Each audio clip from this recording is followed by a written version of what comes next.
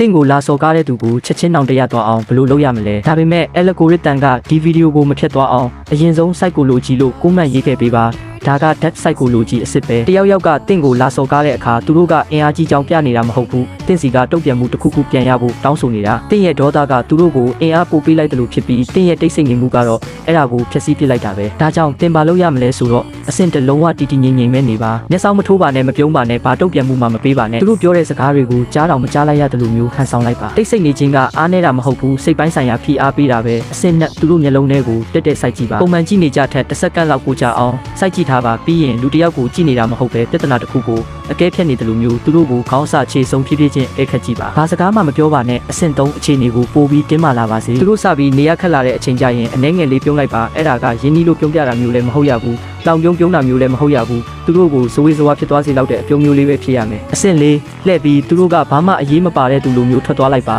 အဲ့ဒီအခိုက်အတန့်ကိုသူတို့တညလုံးကောင်းထဲမှာပြန်တွေးနေမိလိမ့်မယ်တင်ကဘာလို့များမတုတ်ပြန်ခဲ့တာလဲဆိုပြီးသူတို့ကိုသူတို့မေးခွန်းထုတ်နေမှာဖြစ်တယ်လို့အစတည်းကငါပါစက်မဟခဲ့ရင်ကောင်းပါပဲလို့နောက်နေရသွားလိမ့်မယ်နေ့တိုင်း death psychology တွေကိုကျွမ်းကျင်ပိုင်နိုင်ဖို့ဖော်လို့လှုပ်ထားလိုက်ပါ